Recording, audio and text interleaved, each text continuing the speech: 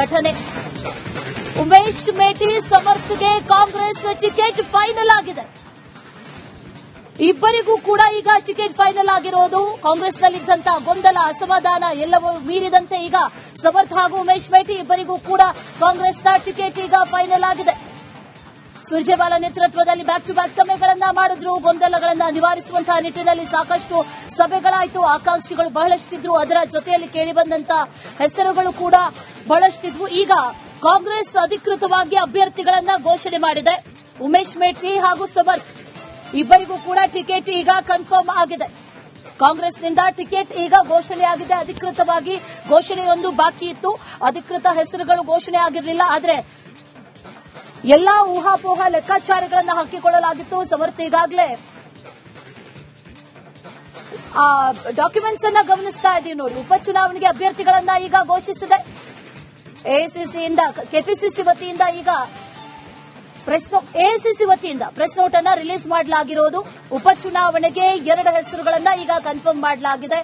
ಉಮೇಶ್ ಮೇಟಿ ಹಾಗೂ ಸಮರ್ಥ್ಗೆ ticket confirm ಆಗಿದೆ. ಯಾವ ಆಧಾರದಲ್ಲಿ ಟಿಕೆಟ್ ಕೊಡುತ್ತೆ ಕಾಂಗ್ರೆಸ್ ಅನ್ನುವಂತ ಒಂದಷ್ಟು ಮಾತುಗಳಿದ್ವು. ಕುಟುಂಬ ರಾಜಕಾರಣಕ್ಕೆ ಈ ಬಾರಿಯಾದ್ರೂ ಬ್ರೇಕ್ ಹಾಕಲಾಗುತ್ತಾ, ಕಾಂಗ್ರೆಸ್ನಿಂದ ಬ್ರೇಕ್ ಬೀಳುತ್ತಾ ಅನ್ನುವಂತ ಪ್ರಶ್ನೆಗಳಿದ್ವು. ಅದರ ನಂತರದಲ್ಲಿ ಎದ್ದಂತ ಒಂದಷ್ಟು ಗೊಂದಲಗಳು, ಅಪಸ್ವರಗಳು, ಅಸಮಾಧಾನಗಳು ಇದೆಲ್ಲವೂ ಕೂಡ ಈಗ ಬಗೆಹರಿದಿದೆ. ಡೀಟೇಲ್ಸ್ ಅನ್ನ ಕೊಡ್ತಾರೆ ನಮ್ಮ ಪ್ರತಿನಿಧಿ ಹನುಮಂತು. ದೂರವಾಣಿ ಸಂಪರ್ಕದಲ್ಲಿ ಜಾಯ್ನ್ ಆಗಿ ಕೂಡ ಉಮೇಶ್ ಮೇಟಿ ಹಾಗೂ ಸಮರ್ಥ್ ಇಬ್ಬರು ಕೂಡ ಟಿಕೆಟ್ ಪಡೆದುಕೊಳ್ಳುವಲ್ಲಿ ಸಕ್ಸಸ್ ಆಗಿದ್ದಾರೆ. ಡೀಟೇಲ್ಸ್ ಏನಿದೆ, ಯಾವ ಆಧಾರದ ಮೇಲೆ ಈಗ ಕಾಂಗ್ರೆಸ್ ಟಿಕೆಟ್ ಕೊಡ್ತು ಅಂತ?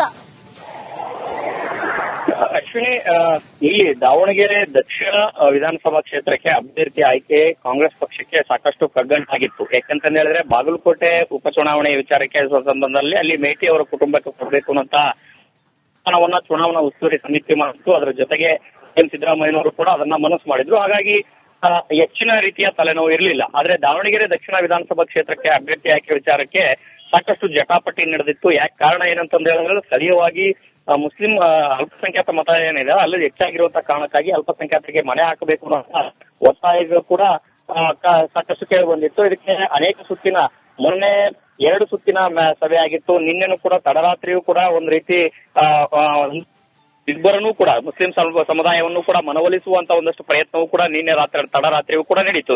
ಇದೀಗ ಅಂತಿಮವಾಗಿ ಸಮರ್ಥ್ ಶಾಮನೂರ್ ಅವ್ರಿಗೂ ಕೂಡ ಪ್ರಶ್ನೆಯನ್ನ ಈಗ ಅಲ್ಲಿ ಚಾಲೆಂಜ್ ಆಗಿರುವಂತದ್ದು ಏನಂತಂದು ಹೇಳಿದ್ರೆ ಅಲ್ಪಸಂಖ್ಯಾತ ಸಮುದಾಯವನ್ನ ಯಾವ ರೀತಿ ಮನವೊಲಿಸ್ತಾರೆ ಸ್ಥಳೀಯವಾಗಿ. ಇಲ್ಲಿ ರಾಜ್ಯ ನಾಯಕರನ್ನ ಮನವೊಲಿಸಿದ್ದಾಗಿದೆ, ಆದ್ರೆ ಸ್ಥಳೀಯವಾಗಿ ಯಾವ ರೀತಿ ಮನವೊಲಿಸ್ತಾರೆ ಅನ್ನೋಂಥದ್ದು ಕೂಡ ಈಗ ಕುತೂಹಲಕ್ಕೆ ಕಾರಣವಾಗಿದೆ. ಅಶ್ವಿನಿ, ಹನುಮಂತು, ಇದರ ಜೊತೆಯಲ್ಲಿ ಸಾದಿಕ್ ಪೈಲ್ವಾನ್ ಕೂಡ ಬಿ ಫಾರಂ ಇಲ್ಲದೇನೆ ನಾಮಪತ್ರವನ್ನ ಸಲ್ಲಿಕೆ ಮಾಡಿದ್ರು. ಅಲ್ಪಸಂಖ್ಯಾತರ ಎಲ್ಲೊಂದ್ ಕಡೆ ವಿರುದ್ಧವನ್ನ ಕಟ್ಕೊಂಡಿತ ಕಾಂಗ್ರೆಸ್ ಅನ್ನುವಂತ ಒಂದಷ್ಟು ಪ್ರಶ್ನೆಗಳು ಕೂಡ ಈಗ ಕಾಡ್ತಾ ಇರೋದು. ಮುಂದಿನ ನಡೆ ಏನಿರುತ್ತೆ ಹಾಗಾದ್ರೆ ಮುಸ್ಲಿಂ ನಾಯಕರದ್ದು ಅನ್ನೋ ಪ್ರಶ್ನೆ ಇದೆ. ಅಶ್ವಿನಿ, ಇಲ್ಲಿ ಸಭೆಯಲ್ಲಿ ಪ್ರಮುಖವಾಗಿ ಮುಸ್ಲಿಂ ನಾಯಕರು ವರ್ಸಸ್ ಲಿಂಗಾಯತ್ ನಾಯಕರು ಅನ್ನುವಂತ ಒಂದ್ ರೀತಿ ಮಾತಿನ ಚಕಮಕಿಯೂ ಕೂಡ ನಡೀತು. ಕಾರಣ ಏನಂತಂದು ಹೇಳಿದ್ರೆ ಮೊದಲಿಂದನೂ ಕೂಡ ದಿವಂಗತ ಶಾಮನೂರ್ ಶಿವಶಂಕರಪ್ಪ ಅವರನ್ನ ನಾವು ಬೆಂಬಲಿಸ್ತಾ ಬಂದಿದ್ದೀವಿ. ಕ್ಷೇತ್ರದಲ್ಲಿ ಅತಿ ಹೆಚ್ಚು ಮತಗಳು ನಮ್ದೇ ಮುಸ್ಲಿಂ ಮತಗಳೇ ಇರುವಂತ ಕಾರಣಕ್ಕಾಗಿ ಅವಕಾಶ ಮಾಡಿಕೊಡಬೇಕು ಅನ್ನೋಂತ ವಾದವನ್ನ ಸಚಿವ ಜಮೀರ್ ಅಹಮದ್ ಅವರು, ರಹೀಂ ಖಾನ್ ಹಾಗೂ ರಿಜ್ವಾನ್ ಅರ್ಷದ್ ಸೇರಿದಂತೆ ತನ್ವೀರ್ ಸೇಠು, ಸಲೀಂ ಅಹಮದ್ ಅವರೆಲ್ಲರೂ ಕೂಡ ವಾದವನ್ನ ಮಂಡಿಸಿದ್ರು. ಆ ವಾದದ ಸಂದರ್ಭದಲ್ಲಿ ಸಚಿವ ಎಸ್ ಮಲ್ಲಿಕಾರ್ಜುನ್ ಅವರು ಹಾಗೂ ಸಚಿವ ಈಶ್ವರ್ ಖಂಡ್ರೆ ಅವರು ಕೂಡ ಪ್ರಮುಖವಾದಂತಹ ವಾದವನ್ನ ಮಂಡಿಸಿದ್ರು. ಕಾರಣ ಏನಂತಂದು ಹೇಳಿದ್ರೆ ಈಗಾಗಲೇ ಮಲ್ಲಿಕಾರ್ಜುನ್ ಇವರು ಈಶ್ವರ್ ಖಂಡ್ರೆ ಅವರು ಮಾತನಾಡುವಂತ ಸಂದರ್ಭದಲ್ಲಿ ಈಗಾಗಲೇ ಮೇಟಿ ಕುಟುಂಬಕ್ಕೆ ಕೊಡಲಾಗಿದೆ, ಇಲ್ಲೂ ಕೂಡ ಕುಟುಂಬಕ್ಕೆ ಕೊಟ್ರೆ ಅನುಕೂಲ. ಅದರ ಜೊತೆಗೆ ಅಖಿಲ ಭಾರತ ವೀರಶೈವ ಮಹಾಸಭಾದ ಒಂದು ಅಧ್ಯಕ್ಷರಾಗಿ, ರಾಷ್ಟ್ರೀಯ ಅಧ್ಯಕ್ಷರಾಗಿ ಕೆಲಸ ಮಾಡಿದ್ದಾರೆ. ಸಮಾಜ ಸರ್ಕಾರದ ನಡುವೆ ಅನೇಕ ರೀತಿಯ ಒಂದಷ್ಟು ಬಾಂಧವ್ಯಗಳನ್ನು ಬೆಸಲಿಕ್ಕೆ ಕೆಲಸವನ್ನ ಮಾಡಿದ್ದಾರೆ. ಹಾಗಾಗಿ ಇದು ಬೈ ಎಲೆಕ್ಷನ್ ಆಗಿರುವಂತಹ ಕಾರಣಕ್ಕೆ ಅವಕಾಶ ಮಾಡಿಕೊಡಬೇಕು ಅನ್ನೋಂತ ವಾದವನ್ನು ಕೂಡ ಈಶ್ವರ್ ಖಂಡ್ರೆ ಅವರು ಇಟ್ಟಿದ್ರು. ಜೊತೆಗೆ ನಿನ್ನೆ ಎಸ್ ಮಲ್ಲಿಕಾರ್ಜುನ್ ಅವರು ಕೂಡ ಸಿಎಂ ಸಿದ್ದರಾಮಯ್ಯನವರು, ಡಿಸಿಎಂ ಡಿಕೆ ಜೊತೆ ಒಂದು ಮಾತುಕತೆಯನ್ನ ನಡೆಸಿದ್ರು. ಹಾಗಾಗಿನೇ ಅವಕಾಶ ಮಾಡಿಕೊಳ್ಳಲಾಗಿದೆ ಅನ್ನುವಂತ ಮಾತುಗಳು ಕೇಳಿ ಬರ್ತಾ ಇರುವಂತದ್ದು. ಜೊತೆಗೆ ಈಗ ಮುಸ್ಲಿಂ ಅಲ್ಪಸಂಖ್ಯಾತ ನಾಯಕರನ್ನ, ಸಚಿವರನ್ನು ಕೂಡ, ಶಾಸಕರನ್ನು ಕೂಡ ನಿನ್ನೆ ಕರೆದುಕೊಂಡು ಮಾತನಾಡಿರುವಂತದ್ದು.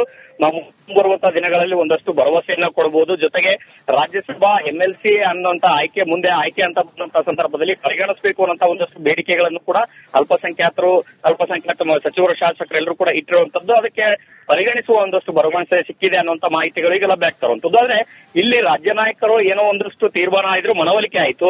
ಆದ್ರೆ ಸ್ಥಳೀಯವಾಗಿಯೂ ಕೂಡ ಈಗ ಮನವೊಲಿಸುವಂತ ಟಾಸ್ಕ್ ಕೂಡ ಈಗ ಸಚಿವರ ಹೆಗಲಿಗಿದೆ. ಅದನ್ನ ಯಾವ ರೀತಿ ನಿಭಾಯಿಸ್ತಾರೆ ಅನ್ನೋದು ಕೂಡ ಕಾದು ನೋಡಬೇಕಾಗಿದೆ. Ashwini, all right Hanumanthu, thank you ಡೀಟೇಲ್ಸ್ಗೆ.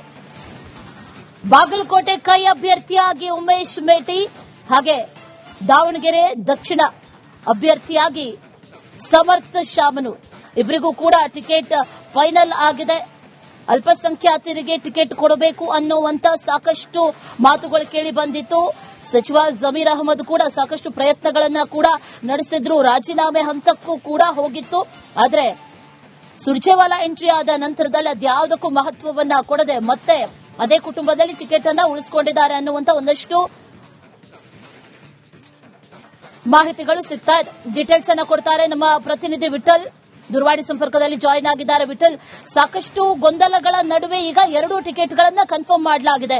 ಇದು ಕಾಂಗ್ರೆಸ್ ಪಾಲಿಗೆ ವರವಾಗುತ್ತೋ ಶಾಪ ಆಗುತ್ತೋ ಅನ್ನುವಂತಹ ಪ್ರಶ್ನೆ. ಯಾಕಂದ್ರೆ ಅಲ್ಪಸಂಖ್ಯಾತರ ವಿರೋಧವನ್ನ ಕಟ್ಟಿಕೊಳ್ಳುವಂತಹ ಪರಿಸ್ಥಿತಿ, 85,000 ಅಲ್ಪಸಂಖ್ಯಾತರ ಮತ ಇದೆ.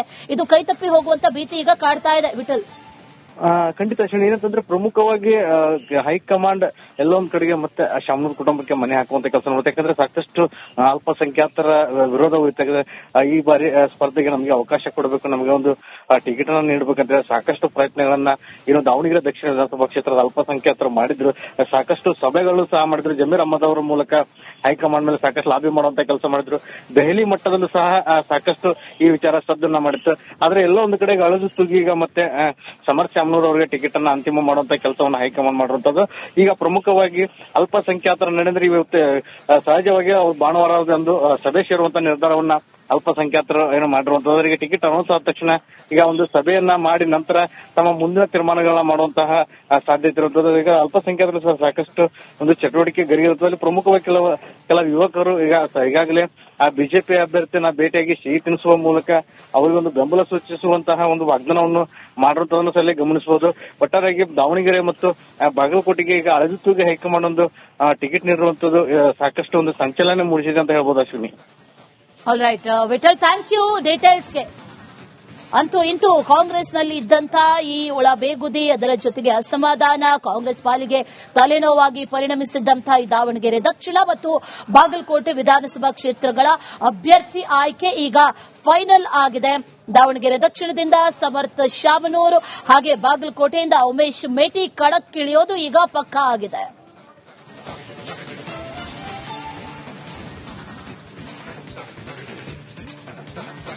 ಘಟನೆ ಉಮೇಶ್ ಮೇಟಿ ಸಮರ್ಥ್ಗೆ ಕಾಂಗ್ರೆಸ್ ಟಿಕೆಟ್ ಫೈನಲ್ ಆಗಿದೆ. ಇಬ್ಬರಿಗೂ ಕೂಡ ಈಗ ಟಿಕೆಟ್ ಫೈನಲ್ ಆಗಿರೋದು. ಕಾಂಗ್ರೆಸ್ನಲ್ಲಿದ್ದಂತಹ ಗೊಂದಲ, ಅಸಮಾಧಾನ ಎಲ್ಲವೂ ಮೀರಿದಂತೆ ಈಗ ಸಮರ್ಥ್ ಹಾಗೂ ಉಮೇಶ್ ಮೇಟಿ ಇಬ್ಬರಿಗೂ ಕೂಡ ಕಾಂಗ್ರೆಸ್ನ ಟಿಕೆಟ್ ಈಗ ಫೈನಲ್ ಆಗಿದೆ. ಸುರ್ಜೇವಾಲಾ ನೇತೃತ್ವದಲ್ಲಿ ಬ್ಯಾಕ್ ಟು ಬ್ಯಾಕ್ ಸಭೆಗಳನ್ನ ಮಾಡಿದ್ರು. ಗೊಂದಲಗಳನ್ನ ನಿವಾರಿಸುವಂತಹ ನಿಟ್ಟಿನಲ್ಲಿ ಸಾಕಷ್ಟು ಸಭೆಗಳಾಯಿತು. ಆಕಾಂಕ್ಷಿಗಳು ಬಹಳಷ್ಟಿದ್ರು. ಅದರ ಜೊತೆಯಲ್ಲಿ ಕೇಳಿಬಂದಂತ ಹೆಸರುಗಳು ಕೂಡ ಬಹಳಷ್ಟಿದ್ವು. ಈಗ ಕಾಂಗ್ರೆಸ್ ಅಧಿಕೃತವಾಗಿ ಅಭ್ಯರ್ಥಿಗಳನ್ನ ಘೋಷಣೆ ಮಾಡಿದೆ. ಉಮೇಶ್ ಮೇಟಿ ಹಾಗೂ ಸಮರ್ಥ್ ಇಬ್ಬರಿಗೂ ಕೂಡ ಟಿಕೆಟ್ ಈಗ ಕನ್ಫರ್ಮ್ ಆಗಿದೆ. ಕಾಂಗ್ರೆಸ್ನಿಂದ ಟಿಕೆಟ್ ಈಗ ಘೋಷಣೆಯಾಗಿದೆ. ಅಧಿಕೃತವಾಗಿ ಘೋಷಣೆಯೊಂದು ಬಾಕಿ ಇತ್ತು. ಅಧಿಕೃತ ಹೆಸರುಗಳು ಘೋಷಣೆ ಆಗಿರಲಿಲ್ಲ. ಆದರೆ ಎಲ್ಲಾ ಊಹಾಪೋಹ ಲೆಕ್ಕಾಚಾರಗಳನ್ನು ಹಾಕಿಕೊಳ್ಳಲಾಗಿತ್ತು. ಸಮರ್ಥ್ ಈಗಾಗಲೇ ಡಾಕ್ಯುಮೆಂಟ್ಸ್ ಅನ್ನ ಗಮನಿಸ್ತಾ ಇದ್ದೀವಿ ನೋಡಿ. ಉಪಚುನಾವಣೆಗೆ ಅಭ್ಯರ್ಥಿಗಳನ್ನ ಈಗ ಘೋಷಿಸಿದೆ. ಎಐಸಿಸಿಯಿಂದ ಕೆಪಿಸಿಸಿ ವತಿಯಿಂದ ಈಗ ಎಐಸಿಸಿ ವತಿಯಿಂದ ಪ್ರೆಸ್ ನೋಟ್ ಅನ್ನ ರಿಲೀಸ್ ಮಾಡಲಾಗಿರೋದು. ಉಪಚುನಾವಣೆಗೆ 2 ಹೆಸರುಗಳನ್ನ ಈಗ ಕನ್ಫರ್ಮ್ ಮಾಡಲಾಗಿದೆ. ಉಮೇಶ್ ಮೇಟಿ ಹಾಗೂ ಸಮರ್ಥ್ಗೆ ಟಿಕೆಟ್ ಕನ್ಫರ್ಮ್ ಆಗಿದೆ. ಯಾವ ಆಧಾರದಲ್ಲಿ ಟಿಕೆಟ್ ಕೊಡುತ್ತೆ ಕಾಂಗ್ರೆಸ್ ಅನ್ನುವಂತ ಒಂದಷ್ಟು ಮಾತುಗಳಿದ್ವು. ಕುಟುಂಬ ರಾಜಕಾರಣಕ್ಕೆ ಈ ಬಾರಿಯಾದ್ರೂ ಬ್ರೇಕ್ ಹಾಕಲಾಗುತ್ತಾ, ಕಾಂಗ್ರೆಸ್ನಿಂದ ಬ್ರೇಕ್ ಬೀಳುತ್ತಾ ಅನ್ನುವಂತ ಪ್ರಶ್ನೆಗಳಿದ್ವು. ಅದರ ನಂತರದಲ್ಲಿ ಎದ್ದಂತ ಒಂದಷ್ಟು ಗೊಂದಲಗಳು, ಅಪಸ್ವರಗಳು, ಅಸಮಾಧಾನಗಳು ಇದೆಲ್ಲವೂ ಕೂಡ ಈಗ ಬಗೆಹರಿದಿದೆ. ಡೀಟೇಲ್ಸ್ ಅನ್ನ ಕೊಡ್ತಾರೆ ನಮ್ಮ ಪ್ರತಿನಿಧಿ ಹನುಮಂತು, ದೂರವಾಣಿ ಸಂಪರ್ಕದಲ್ಲಿ ಜಾಯಿನ್ ಆಗಿ ಕೂಡ ಉಮೇಶ್ ಮೇಟಿ ಹಾಗೂ ಸಮರ್ಥ್ ಇಬ್ಬರು ಕೂಡ ಟಿಕೆಟ್ ಪಡೆದುಕೊಳ್ಳುವಲ್ಲಿ ಸಕ್ಸಸ್ ಆಗಿದ್ದಾರೆ. ಡೀಟೇಲ್ಸ್ ಏನಿದೆ, ಯಾವ ಆಧಾರದ ಮೇಲೆ ಈಗ ಕಾಂಗ್ರೆಸ್ ಟಿಕೆಟ್ ಕೊಡ್ತು ಅಂತ? ಅಶ್ವಿನಿ, ಇಲ್ಲಿ ದಾವಣಗೆರೆ ದಕ್ಷಿಣ ವಿಧಾನಸಭಾ ಕ್ಷೇತ್ರಕ್ಕೆ ಅಭ್ಯರ್ಥಿ ಆಯ್ಕೆ ಕಾಂಗ್ರೆಸ್ ಪಕ್ಷಕ್ಕೆ ಸಾಕಷ್ಟು ಕಗ್ಗಂಟಾಗಿತ್ತು. ಯಾಕಂತ ಹೇಳಿದ್ರೆ ಬಾಗಲಕೋಟೆ ಉಪಚುನಾವಣೆ ವಿಚಾರಕ್ಕೆ ಸಂಬಂಧದಲ್ಲಿ ಅಲ್ಲಿ ಮೇಟಿ ಅವರ ಕುಟುಂಬಕ್ಕೆ ಕೊಡಬೇಕು ಅಂತ ಚುನಾವಣಾ ಉಸ್ತುವಾರಿ ಸಮಿತಿ ಮಾಡಿತ್ತು. ಅದರ ಜೊತೆಗೆ ಸಿದ್ದರಾಮಯ್ಯನವರು ಕೂಡ ಅದನ್ನ ಮನಸ್ಸು ಮಾಡಿದ್ರು. ಹಾಗಾಗಿ ಹೆಚ್ಚಿನ ರೀತಿಯ ತಲೆನೋವು ಇರಲಿಲ್ಲ. ಆದ್ರೆ ದಾವಣಗೆರೆ ದಕ್ಷಿಣ ವಿಧಾನಸಭಾ ಕ್ಷೇತ್ರಕ್ಕೆ ಅಭ್ಯರ್ಥಿ ಆಯ್ಕೆ ವಿಚಾರಕ್ಕೆ ಸಾಕಷ್ಟು ಜಟಾಪಟಿ ನಡೆದಿತ್ತು. ಯಾಕೆ ಕಾರಣ ಏನಂತಂದ ಹೇಳಿದ್ರೆ ಸ್ಥಳೀಯವಾಗಿ ಮುಸ್ಲಿಂ ಅಲ್ಪಸಂಖ್ಯಾತ ಮತ ಏನಿದೆ ಅಲ್ಲಿ ಹೆಚ್ಚಾಗಿರುವಂತಹ ಕಾರಣಕ್ಕಾಗಿ ಅಲ್ಪಸಂಖ್ಯಾತರಿಗೆ ಮನೆ ಹಾಕಬೇಕು ಅನ್ನೋ ಒತ್ತಾಯಗಳು ಕೂಡ ಸಾಕಷ್ಟು ಕೇಳಿ ಬಂದಿತ್ತು. ಇದಕ್ಕೆ ಅನೇಕ ಸುತ್ತಿನ ಮೊನ್ನೆ 2 ಸುತ್ತಿನ ಸಭೆ ಆಗಿತ್ತು. ನಿನ್ನೆನೂ ಕೂಡ ತಡರಾತ್ರಿಯೂ ಕೂಡ ಒಂದ್ ರೀತಿ ಇಬ್ಬರನ್ನೂ ಕೂಡ ಮುಸ್ಲಿಂ ಸಮುದಾಯವನ್ನು ಕೂಡ ಮನವೊಲಿಸುವಂತ ಒಂದಷ್ಟು ಪ್ರಯತ್ನವೂ ಕೂಡ ನಿನ್ನೆ ತಡರಾತ್ರಿಯೂ ಕೂಡ ನಡೀತು. ಇದೀಗ ಅಂತಿಮವಾಗಿ ಸಮರ್ಥ ಶಾಮನೂರ್ ಅವ್ರಿಗೂ ಕೂಡ ಪ್ರಶ್ನೆಯನ್ನ ಈಗ ಅಲ್ಲಿ ಚಾಲೆಂಜ್ ಆಗಿರುವಂತದ್ದು ಏನಂತ ಹೇಳಿದ್ರೆ ಅಲ್ಪಸಂಖ್ಯಾತ ಸಮುದಾಯವನ್ನ ಯಾವ ರೀತಿ ಮನವೊಲಿಸ್ತಾರೆ ಸ್ಥಳೀಯವಾಗಿ. ಇಲ್ಲಿ ರಾಜ್ಯ ನಾಯಕರನ್ನ ಮನವೊಲಿಸಿದ್ದಾಗಿದೆ, ಆದ್ರೆ ಸ್ಥಳೀಯವಾಗಿ ಯಾವ ರೀತಿ ಮನವೊಲಿಸ್ತಾರೆ ಅನ್ನುವಂಥದ್ದು ಕೂಡ ಈಗ ಕುತೂಹಲಕ್ಕೆ ಕಾರಣವಾಗಿದೆ. ಅಶ್ವಿನಿ, ಹನುಮಂತು, ಇದರ ಜೊತೆಯಲ್ಲಿ ಸಾದಿಕ್ ಪೈಲ್ವಾನ್ ಕೂಡ ಬಿ ಫಾರಂ ಇಲ್ಲದೇನೆ ನಾಮಪತ್ರವನ್ನ ಸಲ್ಲಿಕೆ ಮಾಡಿದ್ರು. ಅಲ್ಪಸಂಖ್ಯಾತರ ಎಲ್ಲೊಂದ್ ಕಡೆ ವಿರುದ್ಧವನ್ನ ಕಟ್ಕೊಂಡಿತ ಕಾಂಗ್ರೆಸ್ ಅನ್ನುವಂತ ಒಂದಷ್ಟು ಪ್ರಶ್ನೆಗಳು ಕೂಡ ಈಗ ಕಾಡ್ತಾ ಇರೋದು. ಮುಂದಿನ ನಡೆ ಏನಿರುತ್ತೆ ಹಾಗಾದ್ರೆ ಮುಸ್ಲಿಂ ನಾಯಕರದ್ದು ಅನ್ನೋ ಪ್ರಶ್ನೆ ಇದೆ.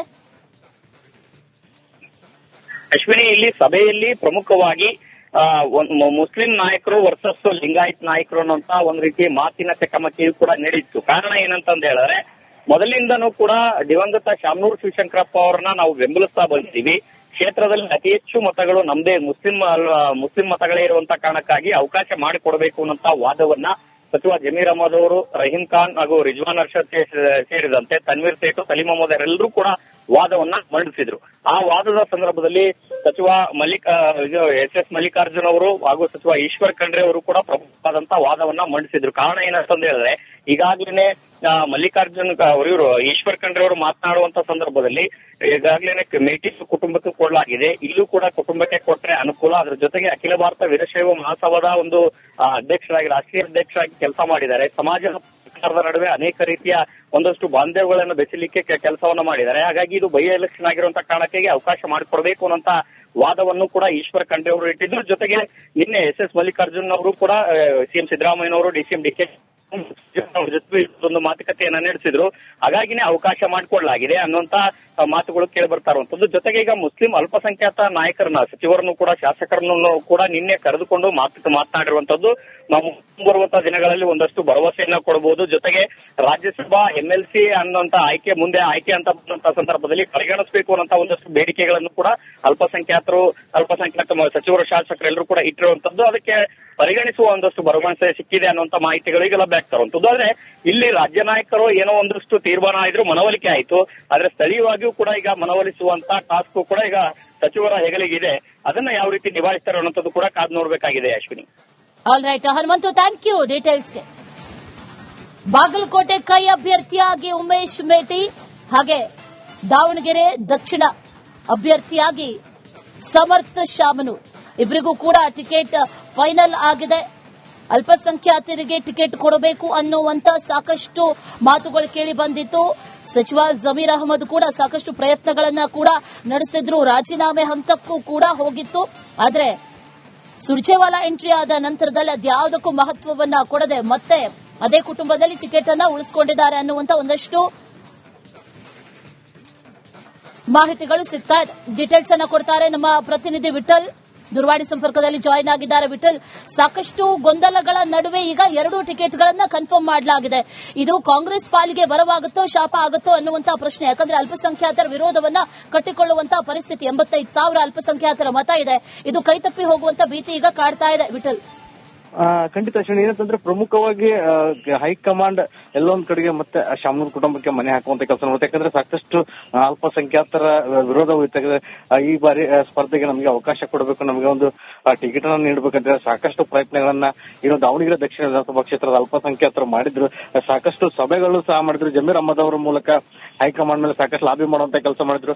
ದೆಹಲಿ ಮಟ್ಟದಲ್ಲೂ ಸಹ ಸಾಕಷ್ಟು ಈ ವಿಚಾರ ಸದ್ದನ್ನ ಮಾಡಿತ್ತು. ಆದ್ರೆ ಎಲ್ಲೋ ಒಂದು ಕಡೆ ಅಳದು ತೂಗಿ ಈಗ ಮತ್ತೆ ಸಮರ್ಥ ಶಾಮನೂರ್ ಅವರಿಗೆ ಟಿಕೆಟ್ ಅನ್ನ ಅಂತಿಮ ಮಾಡುವಂತ ಕೆಲಸವನ್ನು ಹೈಕಮಾಂಡ್ ಮಾಡಿರುವಂತದ್ದು. ಈಗ ಪ್ರಮುಖವಾಗಿ ಅಲ್ಪಸಂಖ್ಯಾತರ ನಡೆದ್ರೆ ಇವತ್ತು ಸಹಜವಾಗಿ ಭಾನುವಾರದಂದು ಸಭೆ ಸೇರುವಂತ ನಿರ್ಧಾರವನ್ನ ಅಲ್ಪಸಂಖ್ಯಾತರು ಏನು ಮಾಡಿರುವಂತದ್ದು. ಅವರಿಗೆ ಟಿಕೆಟ್ ಅನೌನ್ಸ್ ಆದ ತಕ್ಷಣ ಈಗ ಒಂದು ಸಭೆಯನ್ನ ಮಾಡಿ ನಂತರ ತಮ್ಮ ಮುಂದಿನ ತೀರ್ಮಾನಗಳನ್ನ ಮಾಡುವಂತಹ ಸಾಧ್ಯತೆ ಇರುವಂತದ್ದು. ಈಗ ಅಲ್ಪಸಂಖ್ಯಾತರು ಸಹ ಸಾಕಷ್ಟು ಒಂದು ಚಟುವಟಿಕೆ ಗರಿಗಿರುತ್ತದೆ. ಪ್ರಮುಖವಾಗಿ ಕೆಲ ಯುವಕರು ಈಗಾಗಲೇ ಆ ಬಿಜೆಪಿ ಅಭ್ಯರ್ಥಿನ ಭೇಟಿಯಾಗಿ ಸಿಹಿ ತಿನ್ನಿಸುವ ಮೂಲಕ ಅವರಿಗೊಂದು ಬೆಂಬಲ ಸೂಚಿಸುವಂತಹ ಒಂದು ವಾಗ್ದಾನವನ್ನು ಮಾಡಿರುವುದನ್ನು ಸಹ ಗಮನಿಸಬಹುದು. ಒಟ್ಟಾರೆಯಾಗಿ ದಾವಣಗೆರೆ ಮತ್ತು ಬಾಗಲಕೋಟೆಗೆ ಈಗ ಅಳವಿತೂಗಿ ಹೈಕಮಾಂಡ್ ಒಂದು ಟಿಕೆಟ್ ನೀಡಿರುವಂತದ್ದು ಸಾಕಷ್ಟು ಒಂದು ಸಂಚಲನ ಮೂಡಿಸಿದೆ ಅಂತ ಹೇಳ್ಬೋದು Ashwini. All right Vittal, thank you ಡೀಟೇಲ್ಸ್ಗೆ. ಅಂತೂ ಇಂತೂ ಕಾಂಗ್ರೆಸ್ನಲ್ಲಿ ಇದ್ದಂತ ಈ ಒಳಬೇಗುದಿ, ಅದರ ಜೊತೆಗೆ ಅಸಮಾಧಾನ ಕಾಂಗ್ರೆಸ್ ಪಾಲಿಗೆ ತಲೆನೋವಾಗಿ ಪರಿಣಮಿಸಿದ್ದಂತಹ ಈ ದಾವಣಗೆರೆ ದಕ್ಷಿಣ ಮತ್ತು ಬಾಗಲಕೋಟೆ ವಿಧಾನಸಭಾ ಕ್ಷೇತ್ರಗಳ ಅಭ್ಯರ್ಥಿ ಆಯ್ಕೆ ಈಗ ಫೈನಲ್ ಆಗಿದೆ. ದಾವಣಗೆರೆ ದಕ್ಷಿಣದಿಂದ ಸಮರ್ಥ ಶಾಮನೂರು ಹಾಗೆ ಬಾಗಲಕೋಟೆಯಿಂದ ಉಮೇಶ್ ಮೇಟಿ ಕಣಕ್ಕಿಳಿಯೋದು ಈಗ ಪಕ್ಕಾ ಆಗಿದೆ.